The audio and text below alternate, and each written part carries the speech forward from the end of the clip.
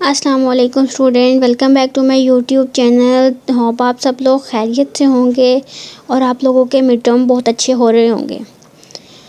मैं पहले तो पास्ट फाइल्स और करंट पेपर्स पे वीडियोस बना रही थी। अगर आप लोगों को करंट पेपर्स या पास्ट फाइल्स वगैरह चाहिए तो आप लोग व्हाट्सएप ग्रुप ज्वाइन कर सकते हैं। लिंक जो है डिस्क्रिप्शन में मैंने दिया हुआ है।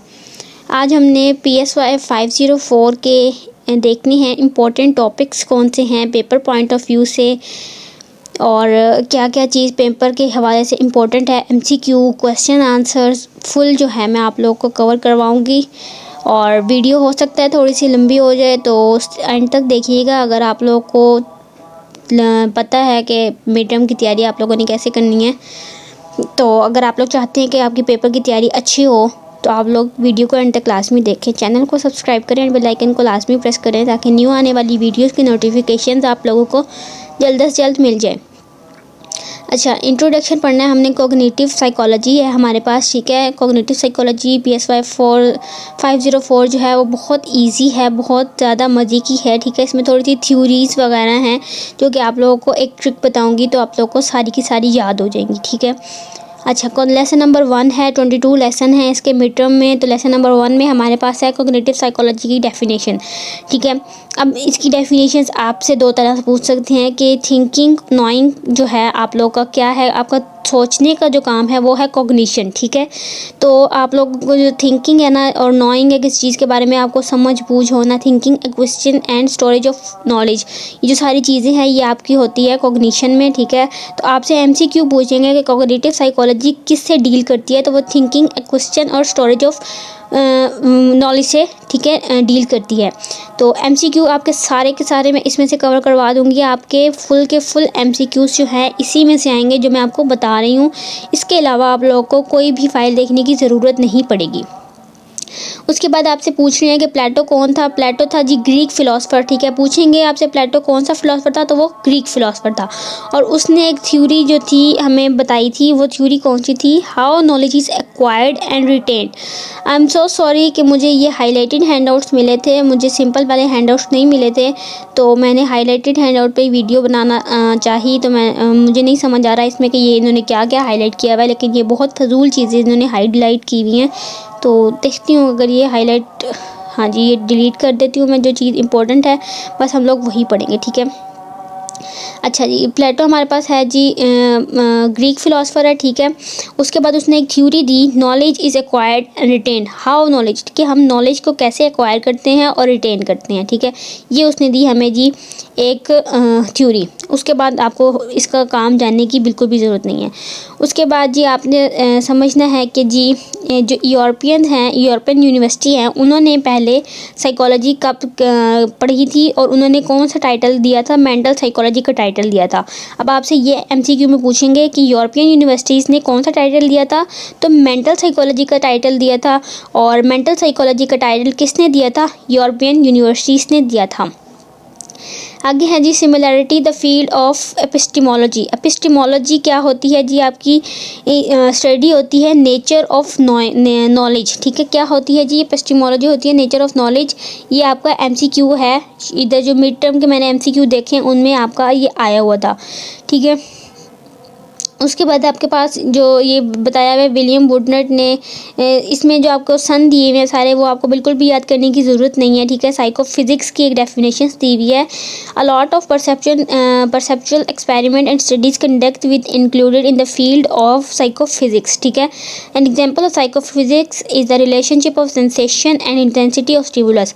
रिलेशनशिप ऑफ स्टिमुलस, सेंसेशन और इंटेंसिटी ऑफ स्टिमुलस को हम क्या कहते हैं जी, साइकोफिजिक्स कहते हैं। बस इतना सा जान लें, ठीक है।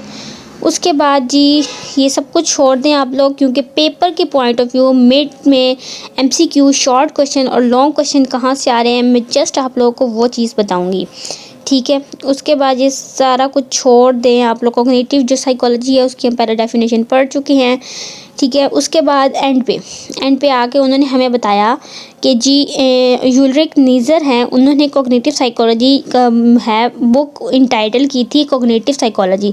इसका बुक का इंटाइटल किसने दिया था जी, नीज़र ने दिया था, ठीक है। ये याद रखना है, ये MCQ में पूछेंगे आपसे। लेसन नंबर 2 स्टार्ट हो जाएगा नेक्स्ट हमारे पास। इसमें हमारे पास पूछ रहे हैं जी, आपने बताना है the information processing approach, information कैसे प्रोसेस की जाती है।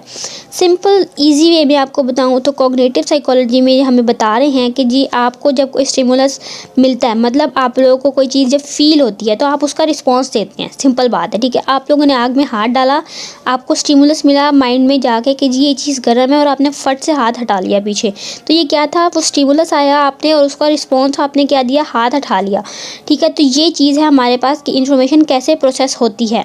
अब हमें बता रहे हैं इन्फॉर्मेशन 2 तरीक़ों से प्रोसेस होती है, हार्डवेयर लेवल और सॉफ्टवेयर लेवल पे, ठीक है।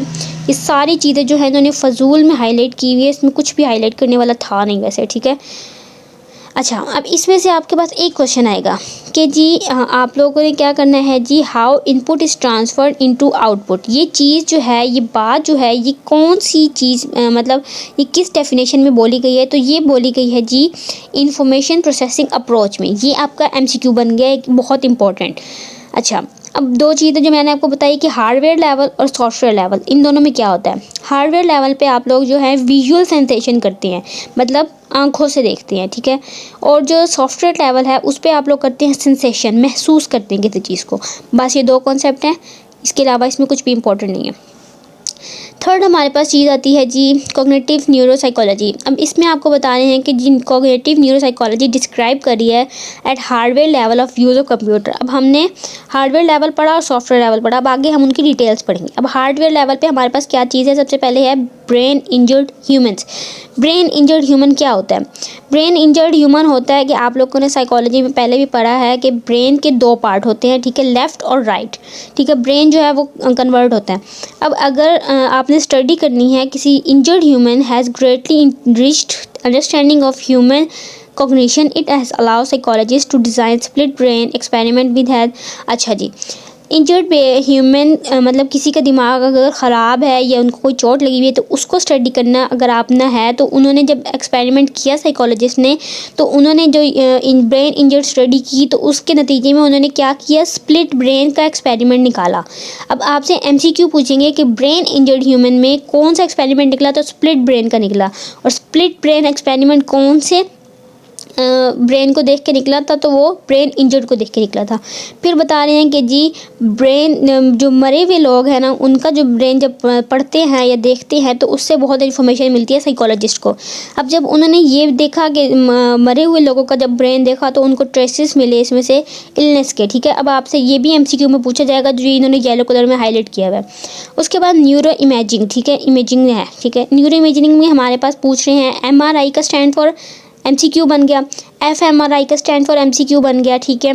और fMRI जो है वो किस लिए यूज़ होता है, लाइव जो आपका स्कैन करना होता है ना ब्रेन का, उस लिए यूज़ होता है जस्ट, और कुछ नहीं इंपॉर्टेंट है इसमें। जो एनिमल स्टडीज़ है वो छोड़ दें, उसमें कुछ भी नहीं है। अच्छा, न्यूरॉन कितने हैं जी ब्रेन में, 70 बिलियन न्यूरॉन्स हैं। ये आपके MCQ में क्विज़ में भी आपसे पूछा गया था, ठीक है। अच्छा, अब न्यूरॉन के साथ जो छोटी छोटी ब्रांचेज़ हैं उनको कहते हैं डेंड्रॉइड्स, ठीक है, ये भी MCQ में आया है।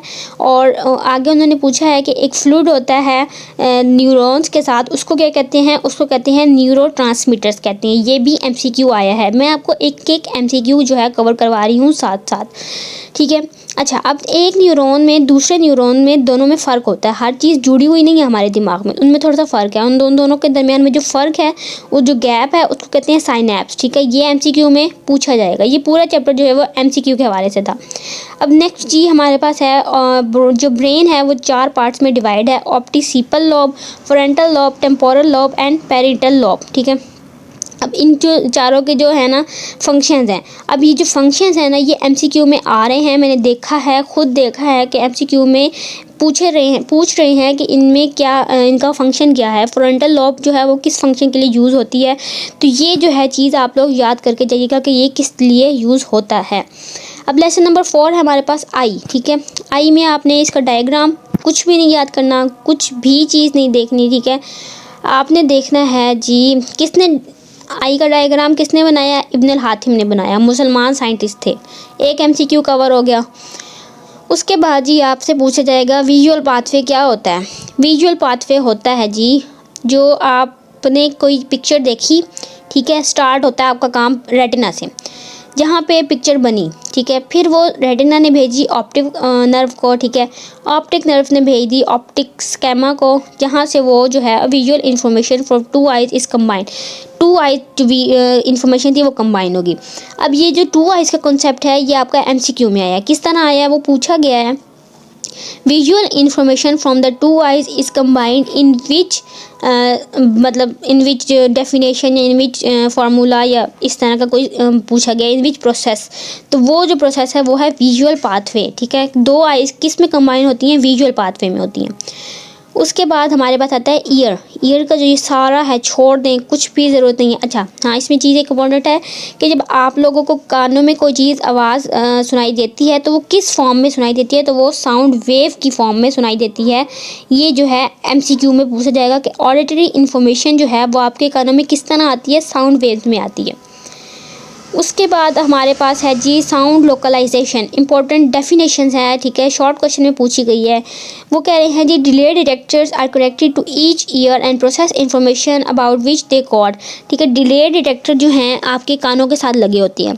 जैसे ही उनको कोई इन्फॉर्मेशन मिली वो आपको बता देते हैं। अब पहले मिली जी, हमने कोई बात सुनी कि आपकी जो मदर है वो आपको बुला रही हैं कि आ जाओ खाना खा लो।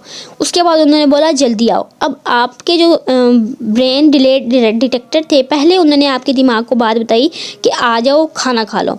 उसके बाद उन्होंने बोला कि जल्दी आओ, ठीक है। मतलब जिस सीक्वेंस में उन्होंने बोला था उसी सीक्वेंस में वो आपको बताएगा। जो इन्फॉर्मेशन पहले रिसीव हुई थी वही आपको पहले बताएगा और जो बाद में रिसीव हुई थी वो बाद में बताएगा।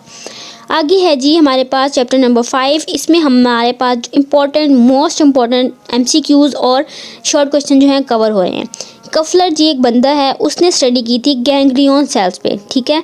अब ये पूछा जाएगा कफलर कौन है और उसने किस चीज़ पे स्टडी की थी, तो आप लोग बता सकते हैं कि कफलर ने जो है गैंग्लियन सेल्स पे स्टडी की थी। अब उसने जी एक चीज़ डिस्कवर की कि आपके जो परसेप्शन है, जो आप देखते हैं, उसमें ना दो सेल्स होते हैं, एक होता है ऑन ऑफ और एक होता है ऑफ ऑन, ठीक है। अब जी वो क्या कह रहा है जी कि जब आप लोग धूप से आते हैं तो आपको अक्सर ऐसे फील होता है कि अंदर कमरे में ना अंधेरा अंधेरा सा है, ठीक है। वो कह रहा है जी जब लाइट जो है आपके सेंटर आई में पड़ती है, ठीक है, मतलब सेल में पड़ती है, तो ऑन एरिया जो होता है, ये मैं आपको यहाँ से बताती हूँ। If the light fell on the centre of retina on off cell were active, ठीक है, कि अगर सेंटर में लाइट आपको मारी जाएगी तो ऑन ऑफ, ये देखिए ये पिक्चर में बताया हुआ है, ऑन ऑफ सेल जो है एक्टिव हो जाएंगे। और पेरीफेरल का मतलब होता है कि light if light fell on peripheral, peripheral का मतलब होता है साइड्स पे गिरेगी।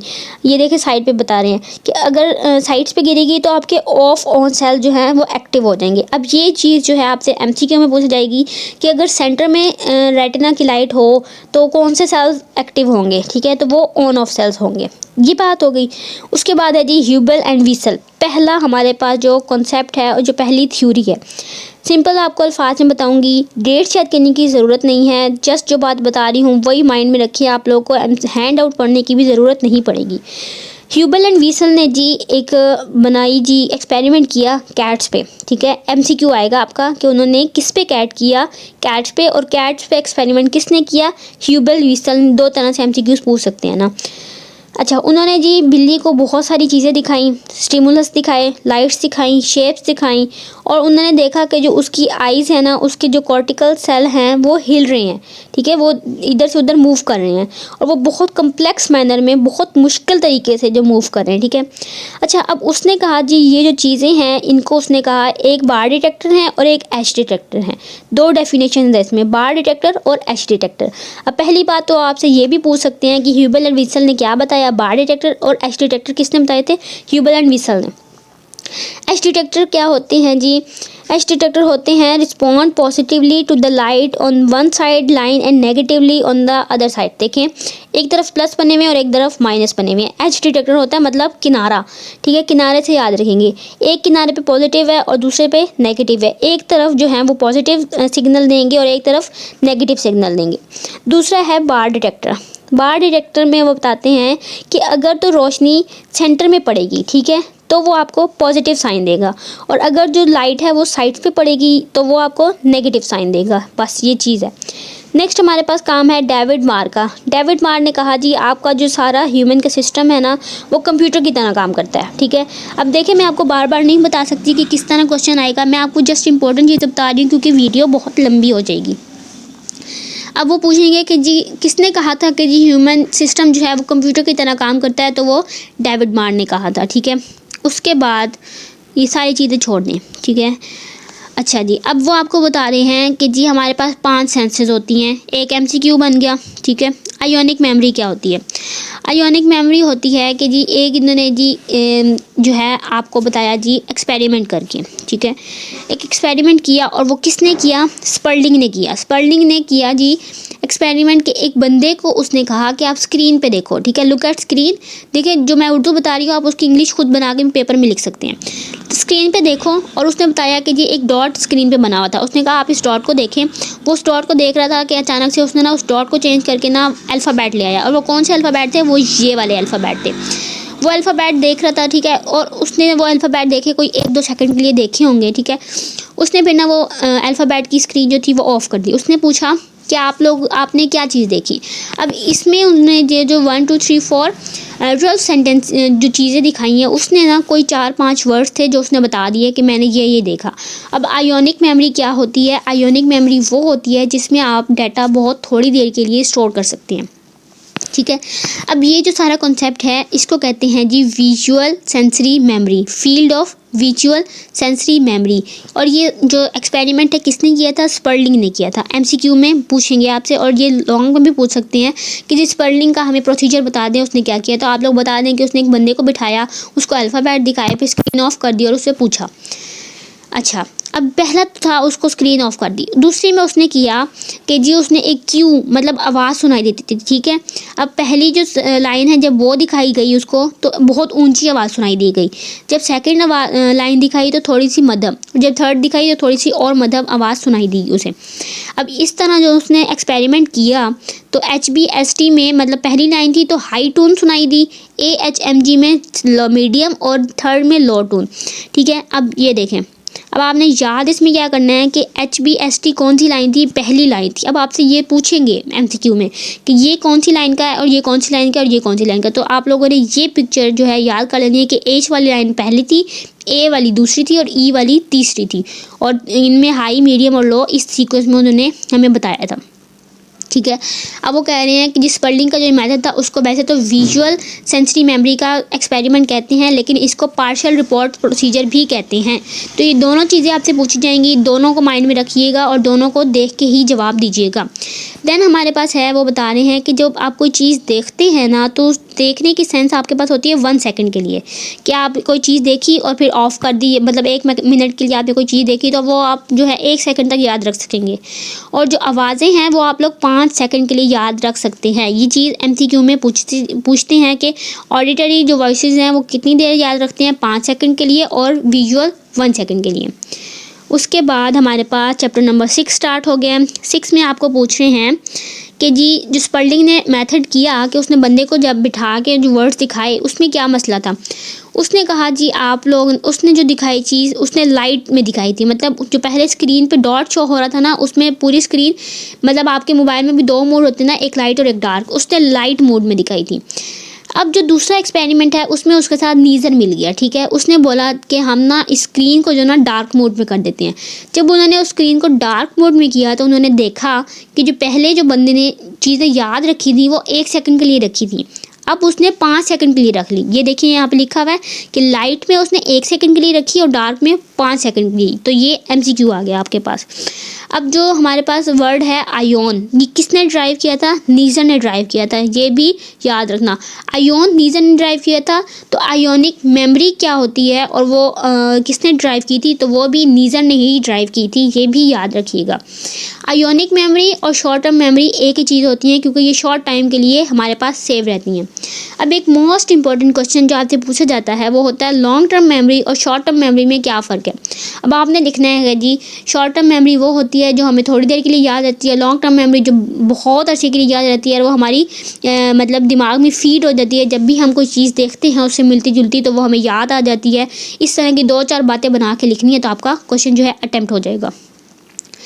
उसके बाद हमारे पास आ गया साइकोलॉजिकल टाइम, जो कि याद करने की बिल्कुल भी ज़रूरत नहीं है, बहुत ही फ़जूल है, इसमें से आपसे कुछ भी नहीं पूछेंगे।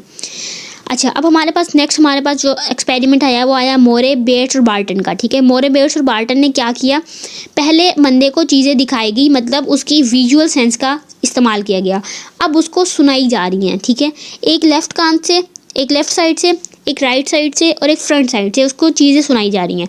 अब देखें इन्होंने किसका कॉपी किया मेथड, स्पर्लिंग का किया। अब आपसे पूछेंगे मोरे और बेट्स ने किसका मेथड जो है कॉपी किया, स्पर्लिंग का किया। ठीक है, एमसीक्यू में आपने सीधे सीधे जवाब दे देना है। अब वो ये भी पूछ सकते हैं कि स्पर्लिंग का मेथड किसने किया, तो मोरे वगैरह ने किया। ठीक है, तो ये याद रखिएगा। अच्छा, अब उनका क्या था कॉन्सेप्ट, उन्होंने कुछ लेफ्ट से सुनाई, कुछ राइट से और कुछ फ्रंट से। नतीजा क्या निकला, नतीजा फिर भी वही निकला कि उसको 2-4 वर्ड ही याद रहे थे। ठीक है, तो उन्होंने कहा कि जी ये जो चीज़ है ये सेम हो गई है, और उन्होंने इसको कोई आगे इसको टाइम नहीं किया। अब ये वही बात बता रहे हैं कि ऑडिटरी इन्फॉर्मेशन 5 सेकंड के लिए आपको याद रहती है और विजुअल जो है वो 1 सेकंड के लिए, तो ये जो है भूल जाएं इसको, ये याद रखने की ज़रूरत नहीं है। अटेंशन से हमारा इम्पॉर्टेंट टॉपिक जो है वो स्टार्ट हो रहा है। इम्पॉर्टेंट टॉपिक हम यहाँ से करेंगे। ठीक है, अटेंशन जो है हमारे जो इंफॉर्मेशन है सिलेक्शन में बहुत इंपॉर्टेंट रोल अदा करती है। अटेंशन क्या है, conceived of a being very limited mental resources. आप लोग बहुत थोड़ी सी चीज़ों को जब कोई अटेंशन देती हैं, उसको देखते हैं, तो वो होता है अटेंशन। ठीक है, अब एक आपके पास बहुत इंपॉर्टेंट जो चीज़ है वो है बोटल नेक। बोटल नेक का क्या सीन है, वो कहते हैं कि जो बोतल का जो ढक्कन होता है ना, उसमें से उतनी ही चीज़ बाहर आती है जितनी उसकी कैपेसिटी होती है, उससे ज़्यादा आप नहीं निकाल सकते उसमें से एक ही दफ़ा में। ठीक है, मतलब इसका ये है कि अटेंशन भी आप उन चीज़ों को उतनी ही दे सकते हैं जितनी कि उनके लिए इम्पोर्टेंट होती है। ये नहीं होता कि आप एक दफ़ा में साइकोलॉजी पढ़ रहे हैं, साथ साथ एमसीएम भी पढ़ रहे हैं, साथ साथ मैथ भी पढ़ रहे हैं, इतना नहीं हो सकता आप लोगों से। ठीक है, अब इसकी जो है नेक्स्ट हमारे पास सिंगल माइंडेडनेस। वो कह रहे हैं कि जी अटेंशन क्या है, सिंगल माइंडेड है, नॉट डबल माइंडेड। ये एमसीक्यू में पूछा गया है कि अटेंशन क्या है, सिंगल माइंडेड है। ठीक है, उसके बाद आपसे लिमिटेशंस पूछ रहे हैं, इसको छोड़ दें, इसमें इंपॉर्टेंट नहीं है। डाइकोटिक लिसनिंग टास्क, डाइकोटिक लिस्टिंग टास्क पे हमारे पास क्या चीज़ है, किसने एक्सपेरिमेंट किया था, चेरी और मोरे ने किया था। उन्होंने क्या कहा जी इसमें, उन्होंने कहा कि जी सब्जेक्ट जो एक बंदा है उसको हेडफोन पहनाए। ठीक है, उसको मैसेज सुनाए, एक कान में कुछ सुनाया गया, दूसरे कान में कुछ और सुनाया गया। ठीक है, उन्होंने कहा क्या कि सब्जेक्ट पे attention to one message and tune out the other, कि जो बंदा है उसने एक कान वाले को, एक कान से जो बात सुनी उसको अटेंशन दी, दूसरे वाली को अटेंशन नहीं दी। मतलब कि आप लोग एट अ टाइम एक ही चीज़ को अटेंशन दे सकते हैं। ये इन्होंने एक्सपेरिमेंट ना बहुत फजूल तरीके का किया है, क्योंकि ये बात हमें पहले भी पता थी। साइकोलॉजी में बहुत सी चीज़ें ऐसी हैं जो कि हमें पता होती है नॉर्मल लाइफ में, लेकिन ये ऐसे ही हमें बताते हैं। तो ये याद रखिएगा कि डाइकोटिक लिसनिंग टास्क किसने किया था, जेरे और मूरे ने, और उन्होंने क्या कहा था इसमें, और ये सारा एक्सपेरिमेंट क्या किया था, तो ये याद रखना है आप लोगों ने। उसके पास है जी अर्ली सिलेक्शन मोड। ठीक है, अर्ली सिलेक्शन मोड में क्या कह रहे हैं, आपको कह रहे हैं कि जी आप लोग जैसी कोई इन्फॉर्मेशन लेते हैं ना, आपको कोई मिलती है, आप लोग पहले ही डिसाइड कर लेते हैं कि हमने ये चीज़ सुननी है और ये इस चीज़ पर अटेंशन नहीं देनी। ठीक है, वैसे ये होता है कि आप लोग अगर कोई लेक्चर लेने गए हैं और आपका मूड नहीं है था आज लेक्चर लेने का, तो आप लोग अटेंशन नहीं देंगे, क्योंकि आप लोगों ने पहले सेलेक्ट कर लिया था कि आज हमने नहीं पढ़ना, तो आपने नहीं पढ़ा। ठीक है, तो मतलब सिलेक्शन जो है वो अर्ली पहले ही हो जाती है सिलेक्ट।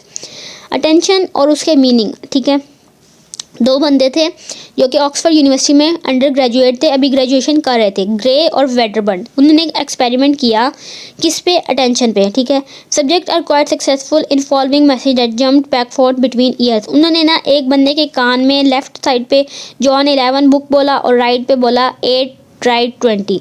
अब उन बंदे से पूछा कि आपने क्या सुना है, तो उसने बोला जी जॉन राइट बुक्स। जॉन और बुक्स उसने लेफ़्ट कान वाले से सुना था, और राइट जो है उसने राइट कान से सुना था। ठीक है, तो उसने दोनों को मिक्स करके ना बता दिया। तो उन्होंने कहा कि जी जो सिलेक्शन है आप लोगों की वो आप लोग पहले ही कर लेते हैं। अब ये वही जो पिछले चैप्टर में हमारे पास था। ठीक है, ये देखें इन्होंने ब्लैक कर दिया, बिल्कुल ही इतना डबल हाईलाइट किया हुआ है। अटेंशन को कंटिन्यू करने के उन्होंने क्या किया था, तो वही सारा बता रहे हैं। उसके बाद एक्सपेरिमेंट आ गया ट्रेसमैन का, ठीक है। एक्सपेरिमेंट आपके आने हैं पेपर में, मस्ट आने हैं, तो उनको याद कर लें। उनके जो किसने कंडक्ट किया था, थ्योरिस्ट कौन थे, उनके कौन से सिलेक्शन थे, तो वो साइकोलॉजिस्ट याद कर लें नाम। अच्छा, ट्रेसमैन ने किया एक्सपेरिमेंट कि जी अटेंशन जो है वो अर्ली सेलेक्टर है कि लेट।